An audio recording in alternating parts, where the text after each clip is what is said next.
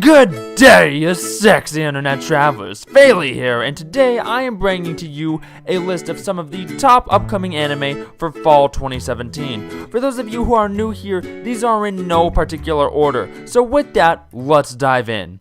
Number 1, Shoujo Shumatsu Ryoko. Yeah, my list is going backwards cause f*** it.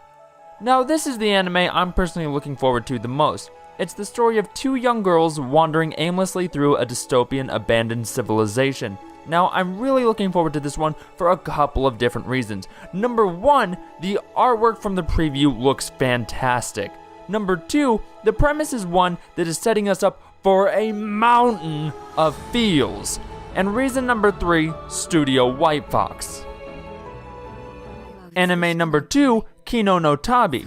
Another one I'm really looking forward to, mainly because I loved the original. The story follows a girl and her talking motorcycle as they go through the world. This is a really thought-provoking anime with a big emphasis on existentialism. The reins have been taken up from Studio ACGT by Studio Lurch. Studio Lurch did Assassination Classroom, and Studio ACGT has provided them a solid template for success, so I really don't see any way they could botch this one up.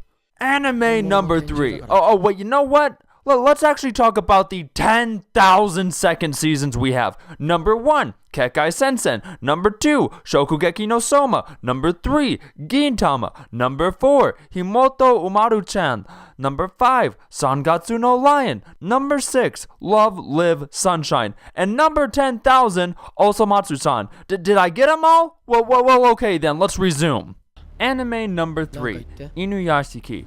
Studio Mappa is back again. This last summer they did Kakegurui, which was not exactly what I'd call my favorite anime, or what I would call good, but they are also responsible for Zankyo no Terra and Yuri on Ice, so I'm keeping my hopes up for Inuyasha Ki. It follows the story of a 58-year-old man who's apparently just had a rough go of it. His family doesn't respect him, and then he gets cancer. This is just some bad luck.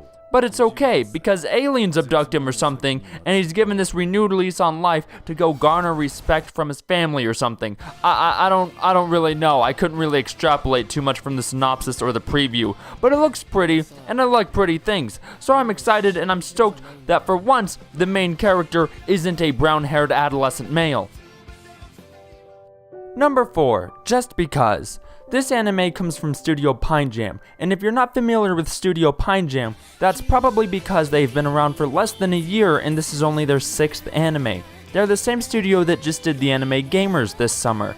Just Because follows the story of 4 students on the verge of graduating that come across a new transfer student.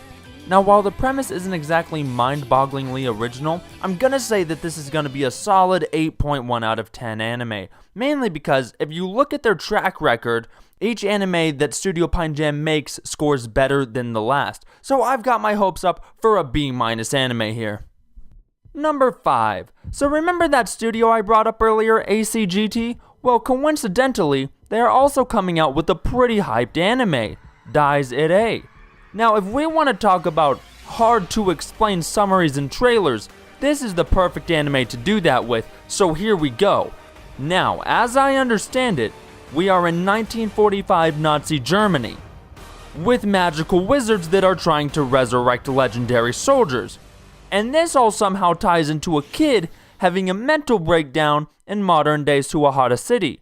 Folks, we got ourselves quite a mixed bag of elements here, and I really have no idea what to expect. But it looks pretty, and as we know, looks are all that matters. Which is also why I'm single. Number 6, the anime that literally everyone is super hyped about except me, Black Clover. Synopsis? We're talking action, lots of it. We're talking magic, boatloads of it. We're talking epic rivalries, we're talking big ass explosions, we're talking giant fire monster demons, we're talking probably intense sword fighting. So if you are a normal person and like all this stuff, I'm guessing from the trailer that you are gonna dig this. I'm personally just not a big fan of frankly anything Studio Pierrot has done, and that's just my personal taste. It's just not my cup of tea, you know? But for those of you who are drinking that tea, I hope for the best with this one. And you know what? Screw it. That's the list for you. My top 6. Sure, it's not 10, but I don't even care. Deal with it. If I left anything massive out though, please let us know in the comment section below. But if you enjoyed this video, please like, share, and subscribe for more. And as always, stay sexy, internet travelers.